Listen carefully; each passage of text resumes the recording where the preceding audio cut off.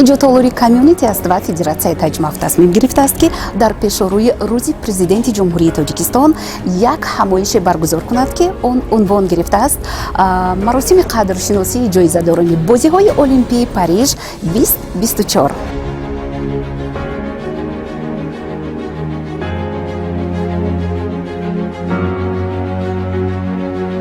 чунин иттифоқоти федератсияи таҷмав агар аз як ҷониб ба рӯзи санаи фархонда барои миллати тоҷик ростояд, шояд аз ҷониби дигар он ба ифтихори дастоварди тарбиятгирандагони федератсияи таҷмав бошад ки чанде қабл хазинаи варзиши меҳанро бо медалҳои чемпионати ҷаҳон пур карданд.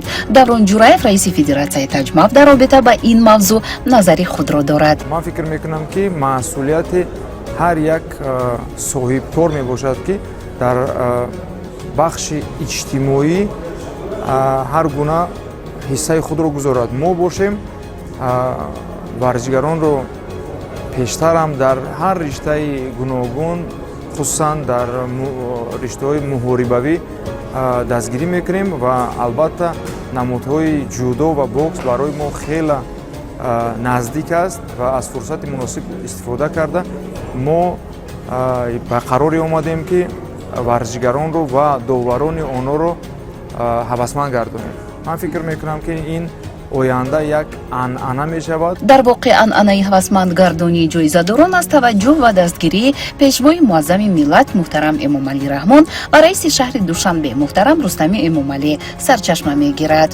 камоли ифтихор аст ки мо имрӯз мебинем вақте ки варзишгарон бо дастовардҳо ба ватан бармегарданд аз ҷониби ҳукумати ҷумҳурии Тоҷикистон ва хусусан президенти ҷумҳурии Тоҷикистон муҳтарам Эмомалӣ Раҳмон, инҳо ҳама қадрдонӣ мегарданд ва албатта раиси шаҳри Душанбе ҳам ба ин гуна варзишгарон дастгириҳо мерасонад ва мебинед ки мукофотпулиҳо ва бо дастгирӣ, яъне ки онҳоро бо хонаҳои истиқоматӣ ва дигар мукофотҳои пулӣ қадрдонӣ мекунанд ки ин боиси хурсандӣ аст. ҳамин тариқ дар як фазои муосир ва зебо раиси кумитаи кор бо ҷавонон ва варзиши назди ҳукумати ҷумҳурии Тоҷикистон пеш аз тақдими тӯҳфаҳо ба парчамбардорони кишвар бо суханони ифтитоҳӣ ки дар он ситоиши ватан ва эҳтиром ба роҳбари он буд назди ҳозирин суханронӣ кард. зиҳи шӯҳрату ҳам шони миллат, зиҳи нусрату армони миллат ба бахти миллати халқи шарафманд,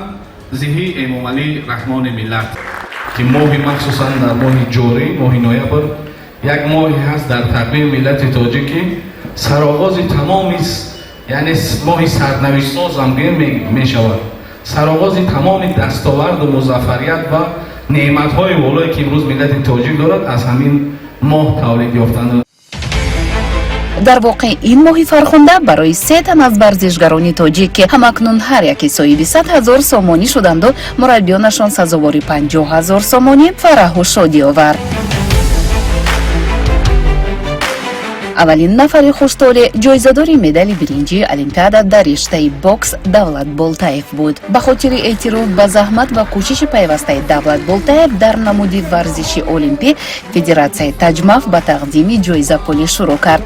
дар соли 2004 Давлат Болтаев як марҳилаи муҳимро дар фаъолияти касбии худ тай кард ки он метавонад барои Тоҷикистон ва насли наврасу ҷавон намунаи аъло ва як навъи ҷалби ин қишри ҷомеа ба риштаи бокс бошад.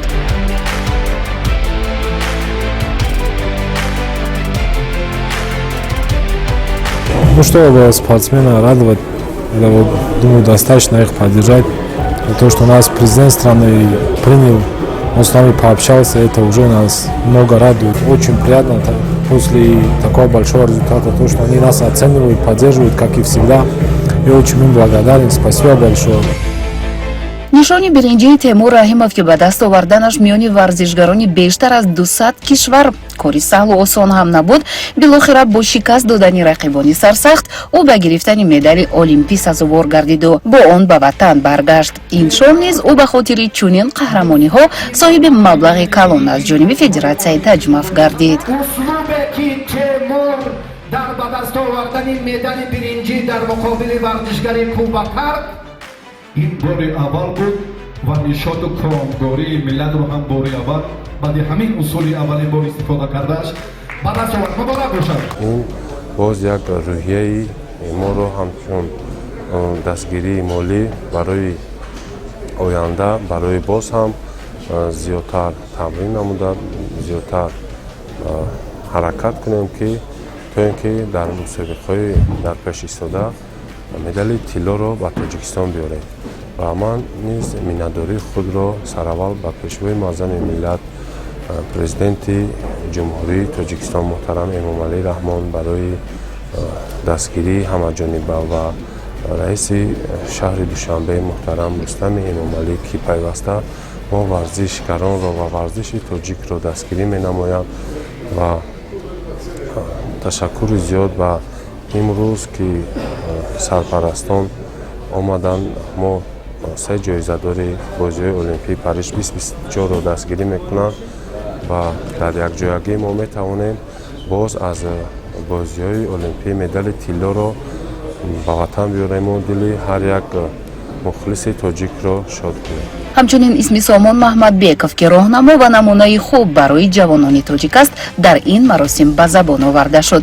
Бо сабаби машқҳои шадид ва омодагӣ ба мусобиқаҳои оянда Сомон имкон наёфт дар маросими ҷоизасупорӣ ширкат кунад, аммо падари ӯ ба ҷои ӯ ширкат намуда мукофот пулиро ба намояндагӣ аз фарзандаш қабул кард. Дар умум ҳунари болои Сомон Маҳмадбеков шоистаи таҳсину офарин асту умед аст чунин комёбиҳо дар арсаи ҷаҳонӣ бештар ба назар расанд. Даврон Ҷураев низ нисбати ин ақида назари нек дорад. сол то сол бо қадамҳои устувор спорти тоҷик дар ҳар ришта пешрафта истодааст ва мо умед дорем ва ҳаракат мекунем ки дар паҳлӯи спорти варзиши тоҷик бошем ва боварӣ дорем ки олимпиадаи навбатӣ мо метавонем зиёдтар ва бисёртар медал ба даст биёрем. ҳамин гуна иқдомот аз ҷониби ҳукумати ҷумҳурии Тоҷикистон ва шахсиятҳои варзишии кишвар ки ба таъсиси шароити мусоид барои рушди варзиш дар кишвар равона гардидаанд, рӯҳияи парчамбардорони мамлакатро баланд мекунад ва барои амалӣ кардани орзуҳояшон